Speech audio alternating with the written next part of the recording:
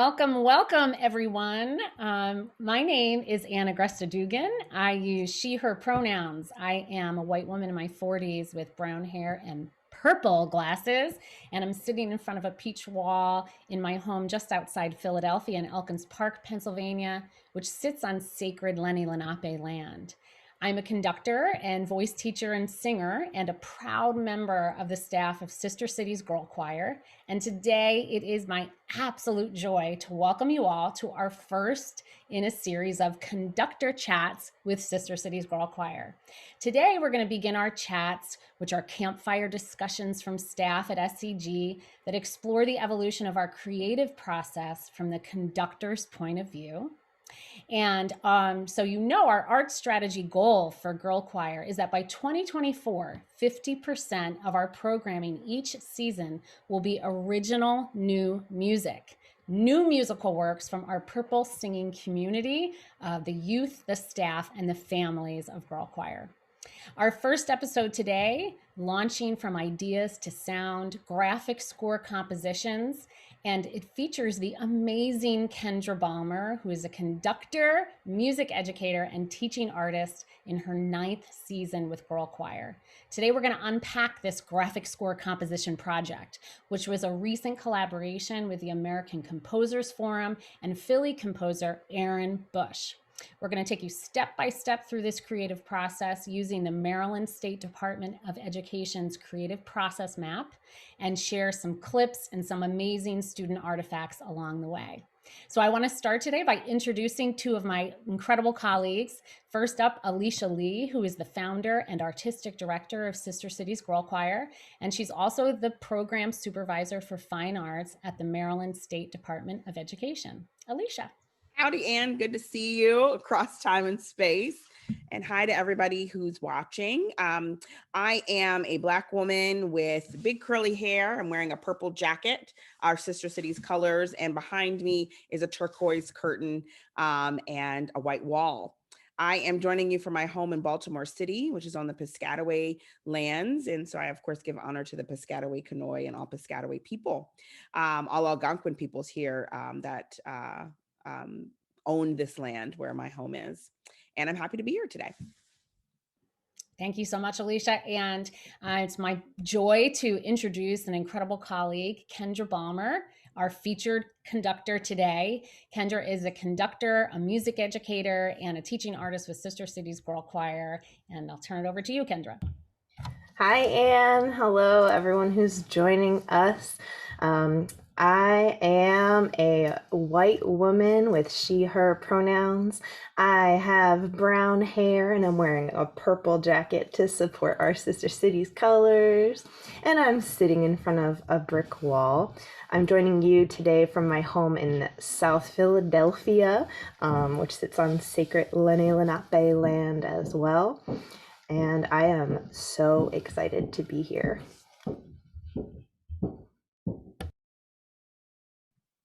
Well, let's take it away. We're going to dive into this process and into this this project, the graphic score project. But first, let's learn a little bit about you, Kendra. So will you share with us what are your artistic roots, your role at Sister Cities, and a little bit about the ensemble you lead? Let's watch a short video that you've prepared to introduce us to you.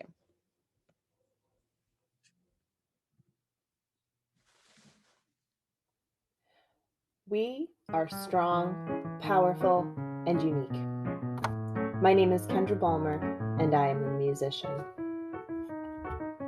My musical journey has always revolved around piano, conducting, and clarinet. Piano is my soul-searching private tool. Clarinet is my tool for opportunity, and conducting is my key to community.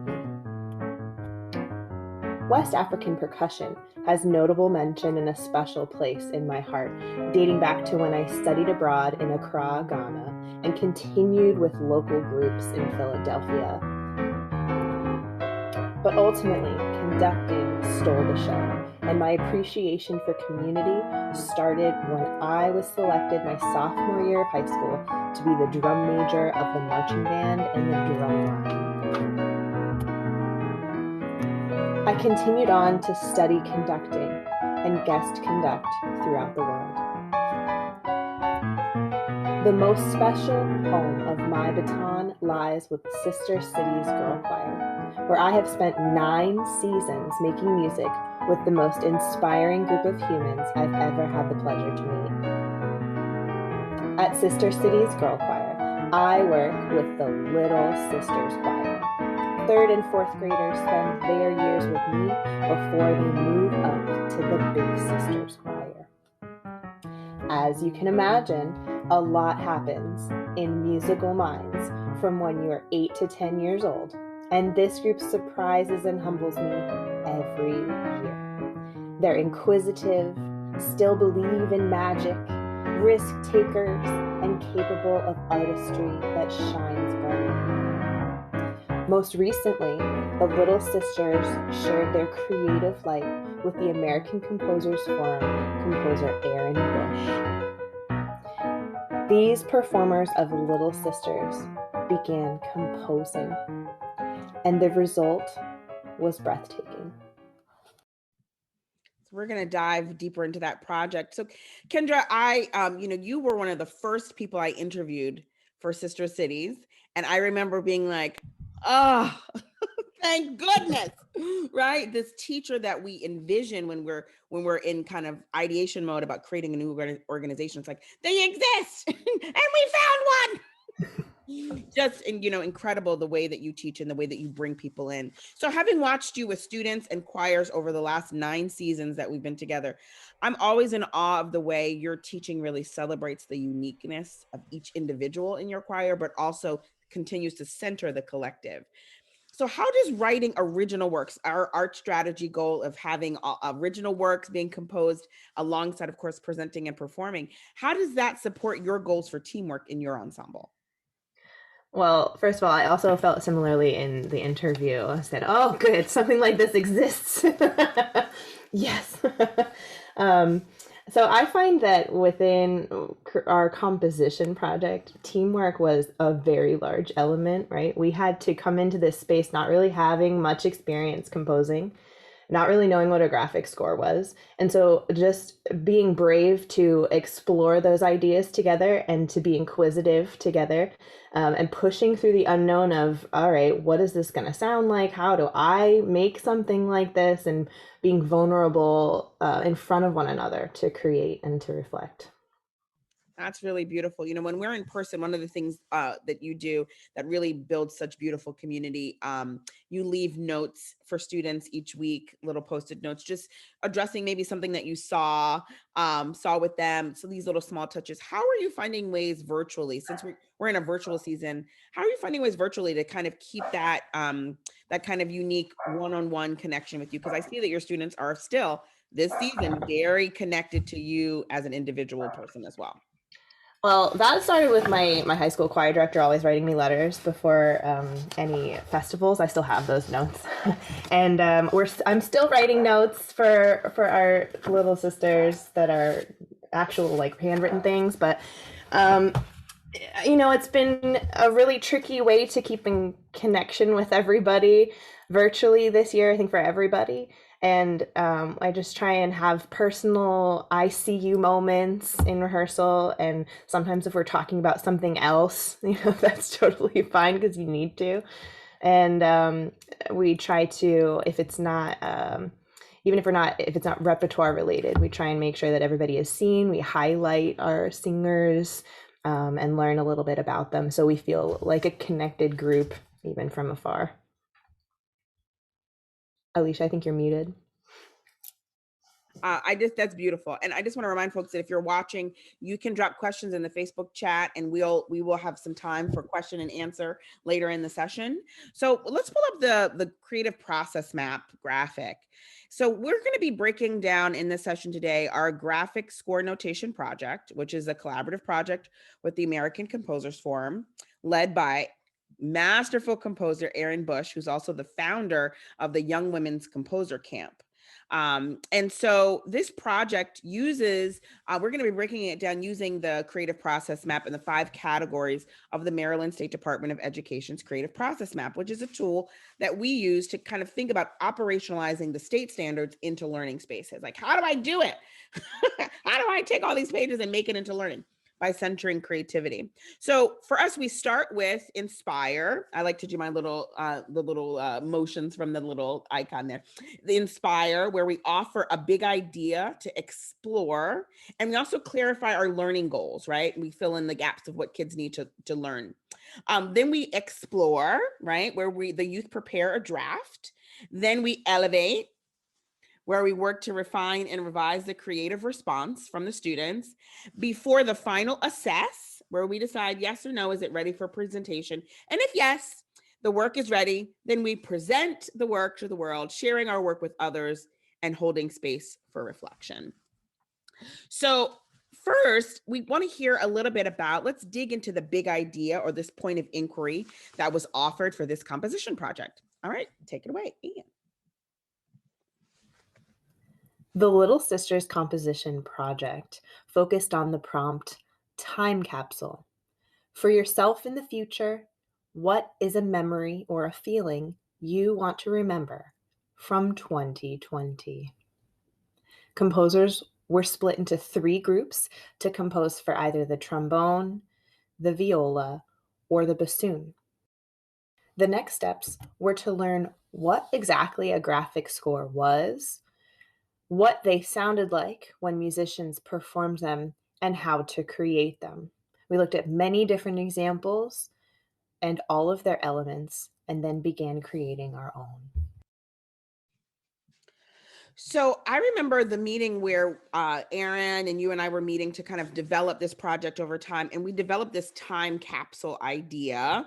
And so crafting that point of inquiry for students to explore can really kind of be an intimidating first step for a lot of educators. How did you know, or maybe you didn't, that students would be excited to explore this question? I felt like that was something that was on all of our minds at that point in time. What are we going to remember from 2020? What are we going to take away? How are we going to change moving forward? And it was already something that was in our dialogue and our rehearsals, even in other circles, right? In our workspace, in our family Zooms, and in our friends Zooms. Everyone was always talking about it. And I felt like that was just a natural connection between processing all of this through the creative process. Yeah, very cool. I remember too, one of the things we brought up was like we wanted to leave space for kids, of course, to share joyful. We didn't want to guide them in what they would say. So the prompt intentionally was not left big. I mean, it's specific, right? About 2020, but 2020 means a lot of different things to different kids. Some kids, may be more impacted by some of the racial justice issues of 2020. Some kids may be more impacted by COVID, especially if you have a family member who's an essential worker or you've lost someone, right? So, and for some kids, it's just like all of that intersecting together into this bundle of like, this time is so ripe with possibilities, right? But also it's hard to endure. So we wanted to leave a lot of that space. I'm wondering too about the question itself. When we proposed, kind of starting from a place of question, what do you think the benefits of giving kids a question to respond to versus telling them we're going to write about this? Like, why phrase it as a question? Right, because that can be a little bit scary to leave it open-ended like that. It's almost easier in some cases to create art if you're saying, make this, instead of make anything, share. And I just feel like you had mentioned, that question is answered in such various ways by everybody. Everybody had such a different experience, but the commonality was that we all experienced a drastic change all at once. And from that, looking back and having this question, I think would just allow deep reflection in a way that they'll want to remember later. Absolutely. I mean, the question itself, I then thought, oh, I need to do this for myself. Like I need to preserve what are some of the things that are happening with me in my brain during 2020. And hopefully I'm learning something that will be valuable in the end. I don't know what that is. I don't know what it is. But hopefully something is happening that is of value in this tough time. All right, let's keep pushing through. So now we're moving through. We've talked about inspiration. This was the inquiry question we gave to the students. And then now we're looking at explore. So in this next phase, youth deepen their understandings of the arts techniques of graphic composition, and they move towards creating a draft. Here we go.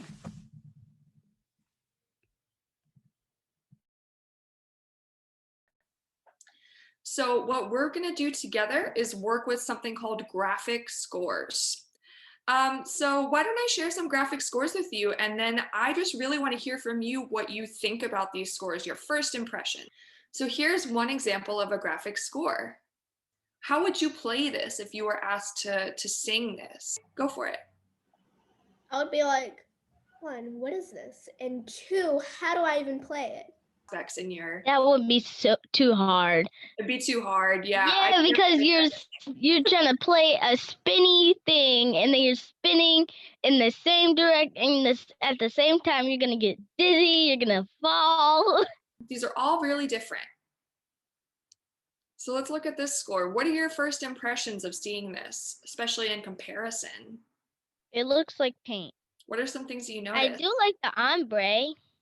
Yeah, it's really, really pretty colors and the shifts. It reminds me of like some kind of park with trees. It like the purple, like the lilac color over to the right, that like looks like land, and then the like dark blues are leaves, and then the green thing over to the right, they're just like leaves, and then the rest is like wind and flowers. Yeah, that's beautiful. And so if you're interpreting it that way, what are some sounds that you might hear if you're at the park that you could maybe recreate? What are some of those sounds? Maybe like little kids' feet, like when they jump off of stuff, it touching the ground. It makes a big boom. Yeah.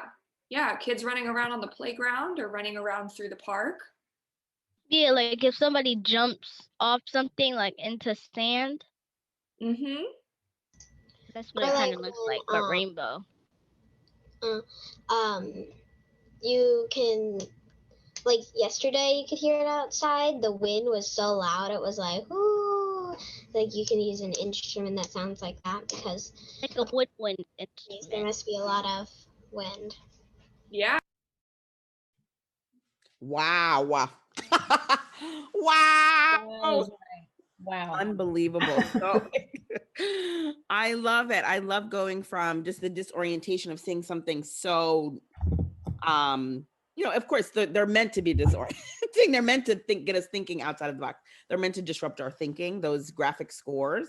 But it was great to see them going from a place of like, this is weird, to like, well, this is actually some of the sounds that are really personal to me that I'd love to hear from this piece. Because my version of picnic wouldn't sound like a playground with sandbox, right? So it's very personal to them.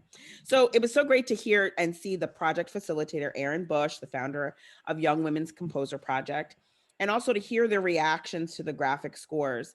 Many serious composers, whatever that is, serious composers, have used graphic notation. So what about graphic notation do you think really worked for the students that you had? And also, in what ways did graphic notation kind of fall short? Well, I felt like it was first and foremost a really accessible way for our kids to create music and set aside Western notation for a moment. You know, we're pretty versed in certain levels of that, but then that's just to kind of read it and put it back, but then to create it is a whole nother thing. And I loved this angle of, let's look at this, imagine how this would sound, and then create your own. There was an element of art interpretation, right? And that's what kind of led everybody from, I don't know what to do with this, to, oh, I can talk about it, and then I can imagine how it sounds. And there were just no wrong answers or rules really. And I think that once they tested Erin a little bit, like, what if I could do this? And she's like, yes, you can do any of these things. Then it was pretty inspiring to see like it's limitless.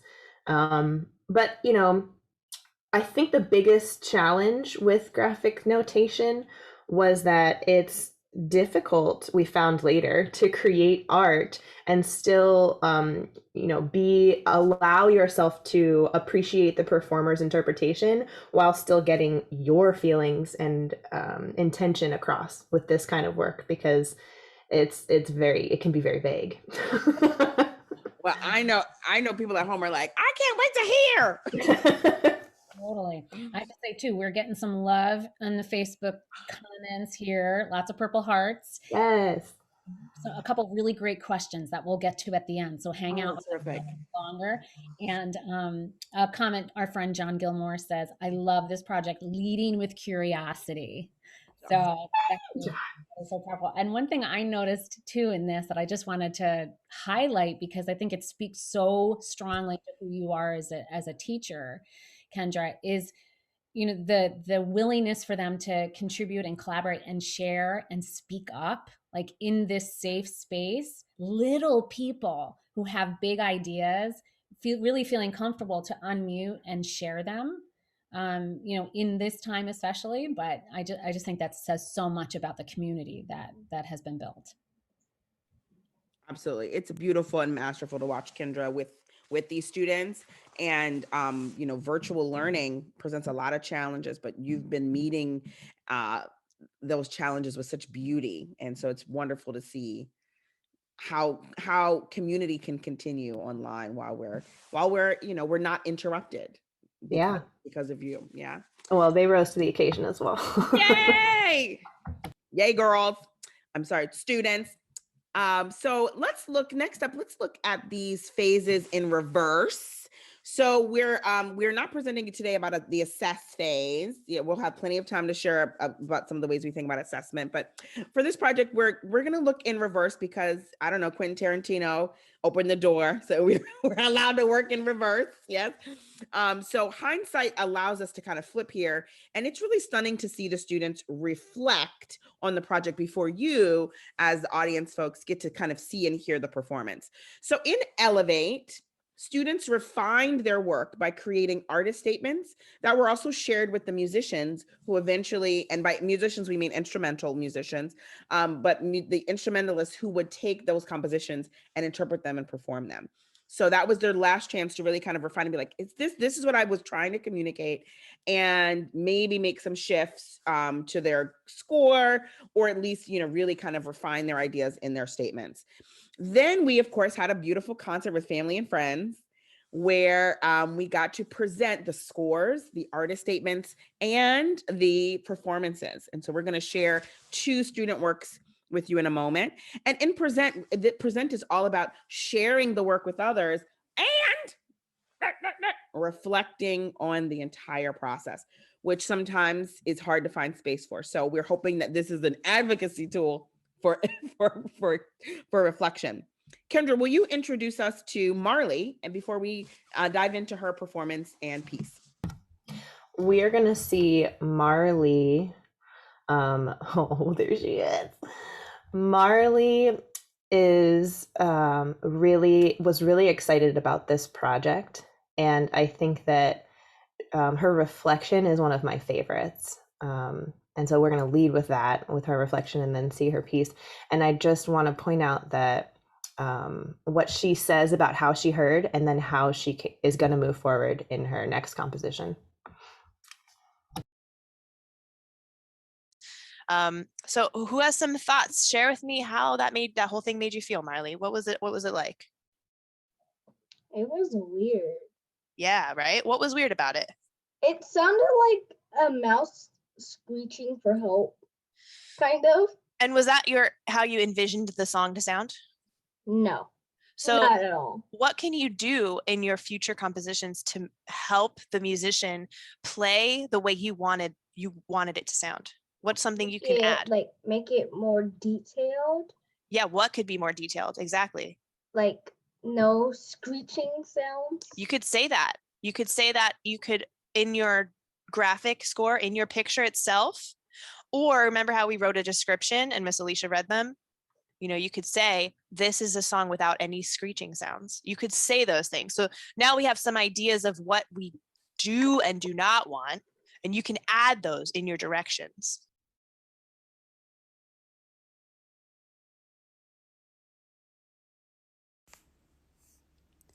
Untitled by Marley. My piece is about how I became over quarantine and how I was before the quarantine. It will sound like a thunderstorm.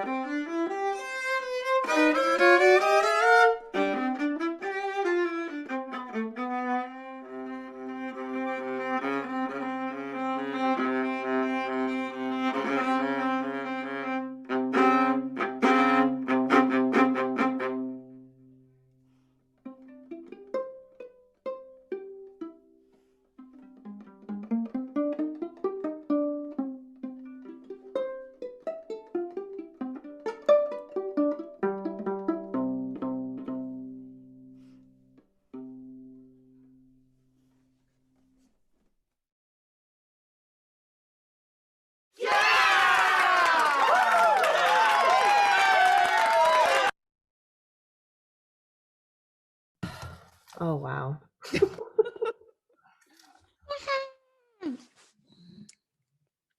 Wow. So I think Marley would edit her untitled piece and call it Sans Screech. And next up we have Dream's piece, which takes a totally different take on this whole project. Dream was diligently detailed in her score. She had movements that she titled out, and she allowed for this process to be a depiction of her raw vulnerability. She talked about a loss in her family during COVID, and she talked about the rise and fall of that, as hers is called Roller Coaster. And I really resonated well with this because even at that young age, I had teachers telling me that I often am on an emotional roller coaster. I wish I would have been able to depict it as beautifully as Dream did. Was anybody just like perfectly pleased with how it went? It sounded exactly the way you had hoped. Yeah. So Dream, what was one thing that kind of was your favorite part then about how it sounded?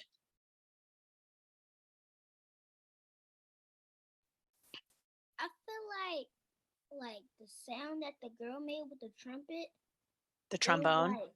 like she was like blowing hard, and that's why I made mine's a roller coaster, because 2020 was a roller coaster, and the trumpet sounded just like a roller coaster. The trombone. Yeah. You know what, Dream? I really loved your concept of it being a roller coaster. And I think a lot of us can really agree that they also felt like 2020 was a roller coaster. That would be great. So, Kendra, will you tell us just a little bit about maybe some of the other students' reactions? Yeah, it was actually really wonderful. Their reactions to how their pieces sounded. I think one of my favorite reactions in general was that one of our singers felt very professional, felt like they were able to express something that previously may have seemed inaccessible, to create music and to have a professional musician perform their music. I mean, they felt like, as it was, I mean, very prestigious. And I could have never dreamed to do something like that or feel like that at that age too. And so a lot of composers felt like that. And then we had very similarly to Dream, a lot of people felt like their message was interpreted, sounded the way they wanted. But I think, again, it was just such a difficult thing to be vulnerable and put yourself out there on paper, and then to have somebody else also be vulnerable and artistic and try and make that connection. Absolutely. Do you think there we go. How might this affect some of your students in the future in terms of seeing themselves as creators or being able to express through sound? I think it really opened up the door to that, because oftentimes if we've met under the umbrella of choir, sometimes people that looks like we're going to sing songs that other people have made and interpret them how we will, and make that our creative process, like how we interpret it. But as the creator, I think of art now, many doors have opened for these composers, and they know that there's lots of different ways they can do that. Beautiful. And if you refresh your presentation, slide 14 has an updated video there. And it's all set and queued to the time. So the final question we'll ask before we watch Dream's presentation is having, this, I guess we can also answer a little bit more of this when you come back, but this shift that we're making to really thinking about students being the students that we're teaching, being presenters and creators of music. What do you think the benefits might have been for that if we had that experience growing up as well, that we were being told, yep, you can do all of the facets, you can use your musicianship skills across a wide range of areas? I've heard this in a few different circles recently that reflect my own process of growing up learning music, Western classical music on the clarinet specifically. One day someone said improvise, and I thought in my head, like, I'm not a jazz musician. First, I don't know how to improvise. I don't know how to make music that's not written down. There was a moment where, I mean, I was going to all-state orchestra and could play very difficult music, but couldn't pick up my instrument and say something. I mean, that is so odd. And I know a lot of people felt that way. A lot of people felt restricted. And if you're going to compose, you have to already have an understanding of notation, how everybody plays music. And I just feel like this that changed my life when someone said improvise, and it doesn't have to be jazz, just make sound, make something happen out of your instrument. And it totally uses a different part of your brain and your artistry, and then connects you to music, I think, in various other ways, rather than just kind of under the umbrella of you are a performer. But now music means something totally different to you. It can be your voice in so many different ways. That's beautiful. Hello, Sister City's Girlchoir. My name is Robin Smith, and I am a musician. My instrument is called the trombone, and it sounds like this.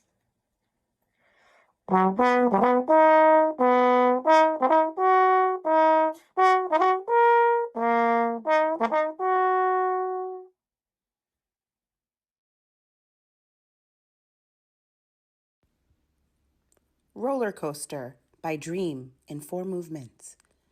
Movement 1, Normal Life, gold. Movement 2, COVID ups and downs, red spikes. Movement 3, Grandma passed away, Blue Valley. Movement 4, Disney trip, happy but still sad, light blue.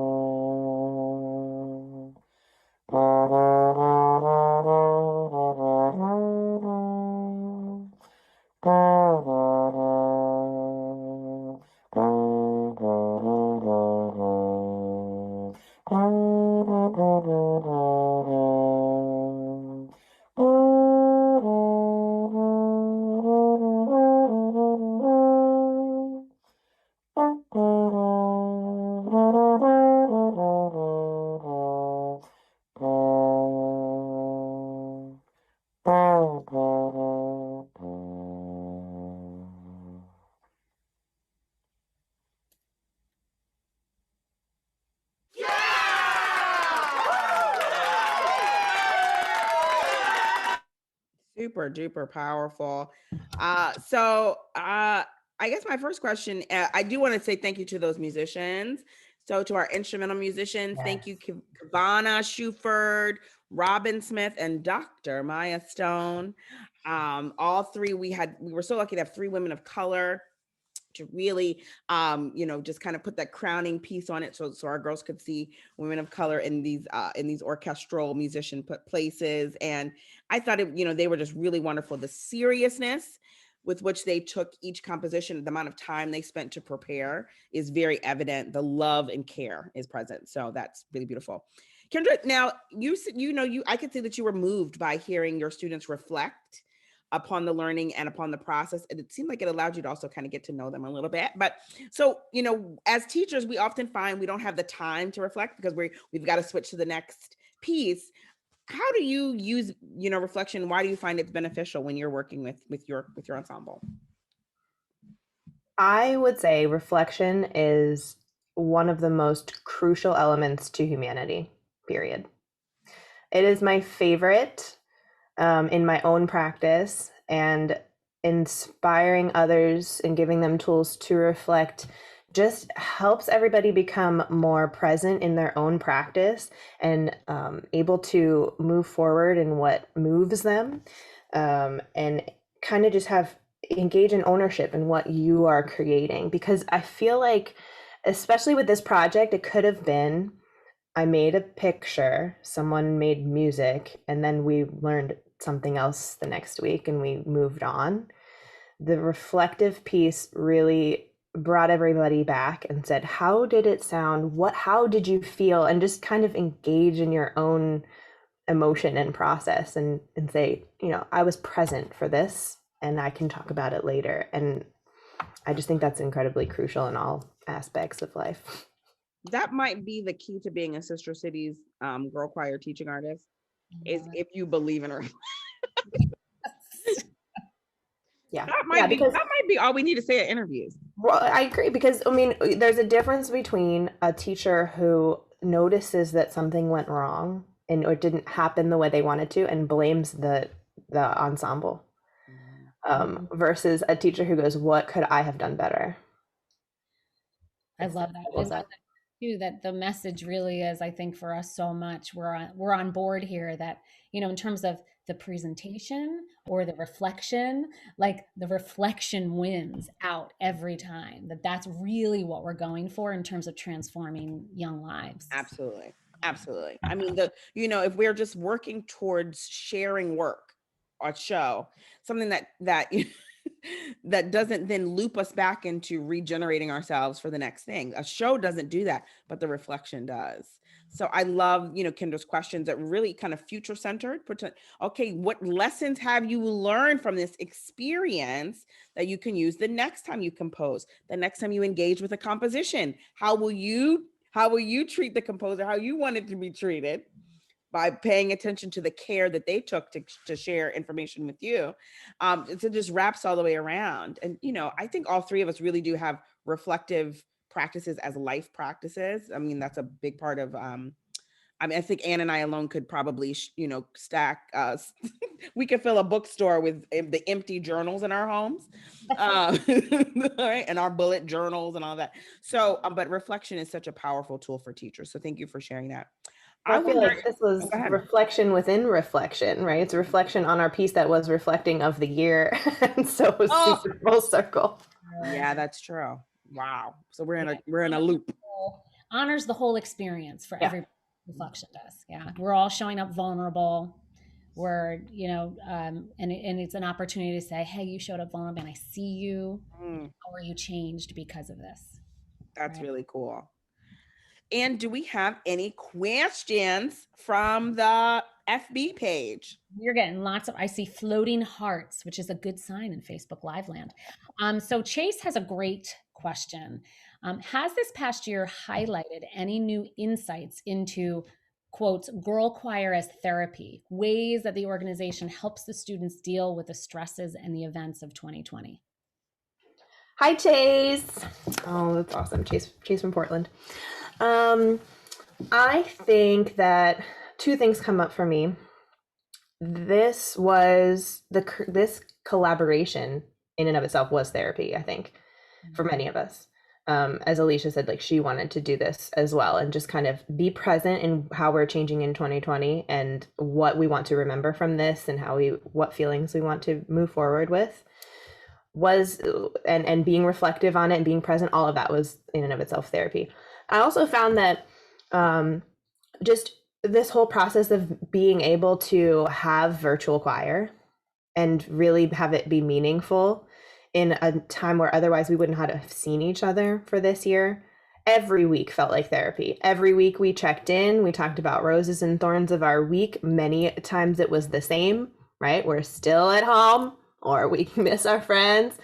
But I really think that's so important to have those skills of talking about your roses and thorns, being able to recognize what's going well and how to navigate or connect with someone else. Like that sucks for me too. I'm upset about that too, at such a young age too. And just to be able to see each other and make projects together that now, because of technology and doing this virtually, we will have forever to look back on.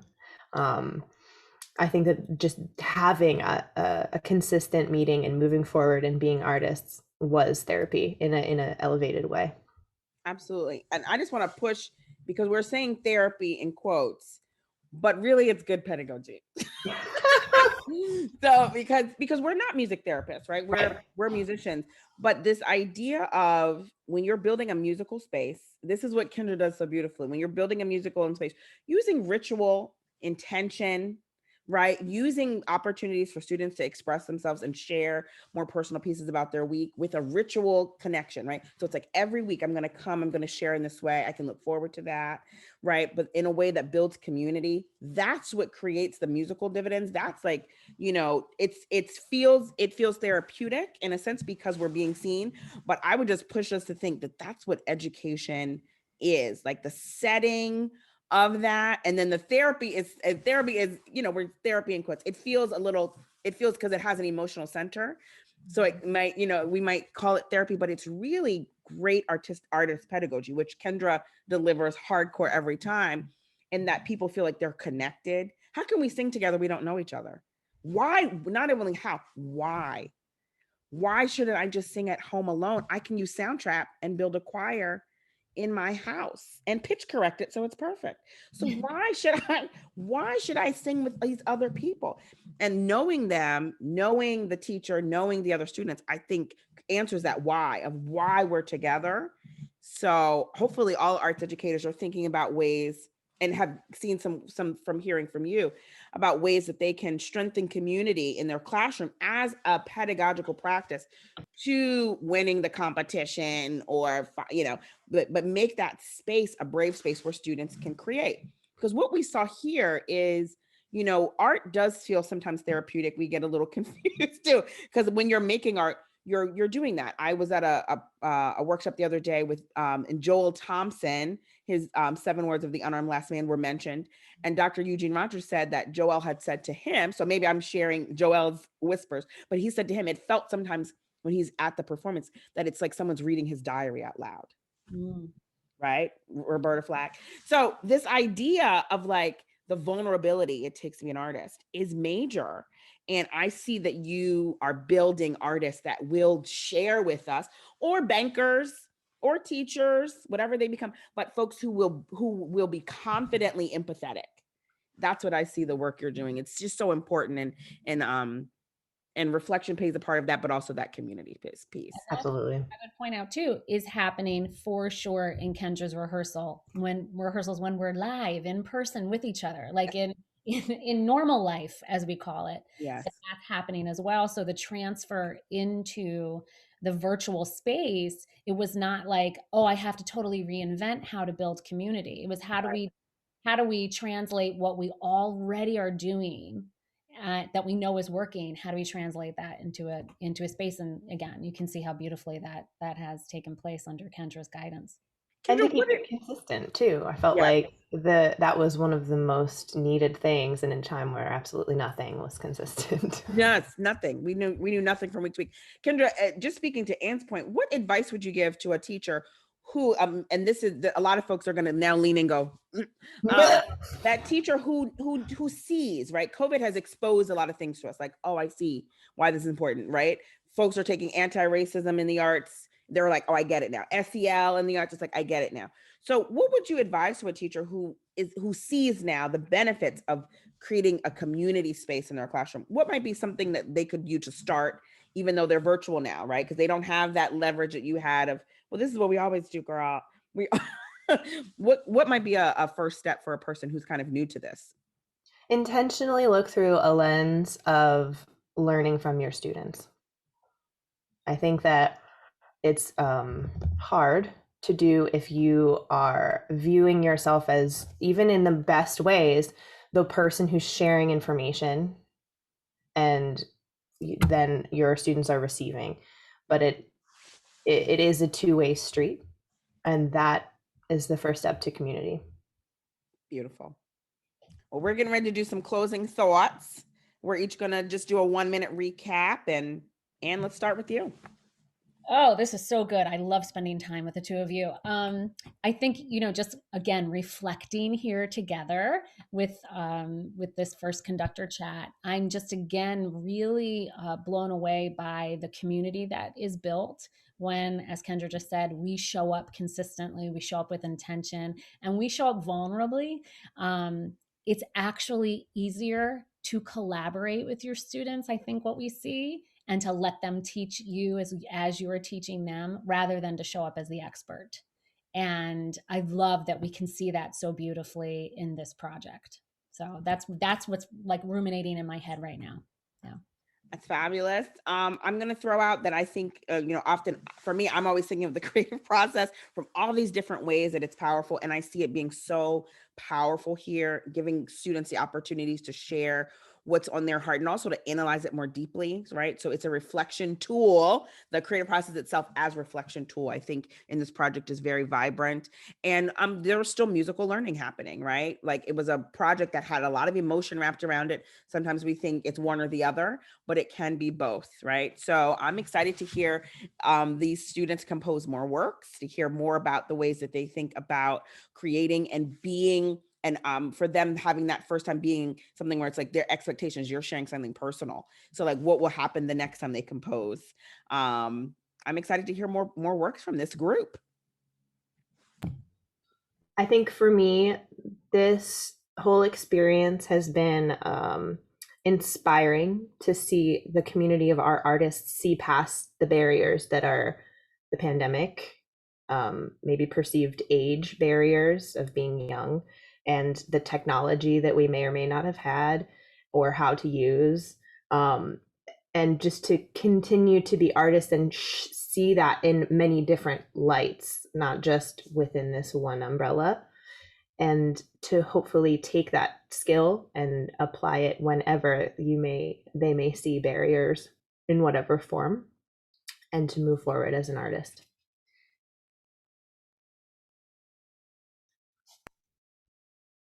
Oops, I almost started talking with myself muted. No Zoom regression here. I want to thank you both so very much for being amazing collaborative teaching artists and friends, and I'm so excited that we get to continue to do this work together. And I want to thank everyone who hopped on here to watch us live and comment and send hearts. And if you're watching this after the fact, we love you too. And I want to refer you to get more information. We have built a website with all of this great content and more.